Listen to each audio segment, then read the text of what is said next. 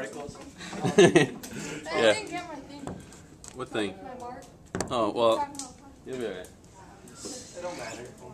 Well, it does matter, but you'll be alright. Alright, so we were talking about particles. Oh, I said something Why are you about a smiling? bowl. Because I was trying to think. Smile when you think. Oh, I like that. I'm thinking. Something thinking. Yeah, with My head hurts. I know. No, whoa. We had talked about how particles, when they're closer together, they're more dense, which means they're more likely to sink. When they're spread apart, they're less dense. Like a vapor. And we talked about the hot and cold water at some point, where the hot water, the particles are probably moving faster, and we knew they were moving faster, so I'm just trying to review, catch everybody back up. We knew they were moving faster because the red mixed quicker than the blue, which made sense because the particles were moving faster, so they'd mix themselves faster. Eventually, the blue would have mixed itself all the way, just would have taken longer because the particles are moving slower. And so since the red was moving faster, they spread out more, and then therefore the red goes on top of the blue, the hot goes on top of the cold.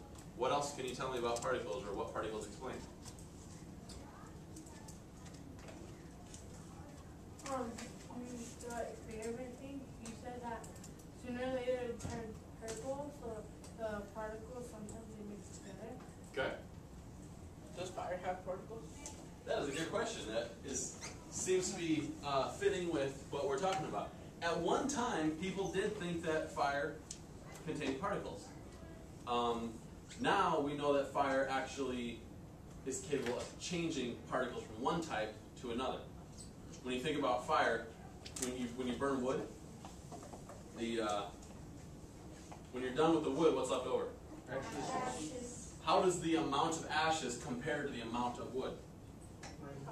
What's that? Yes. How does the amount of ashes compare to the amount of wood? Okay?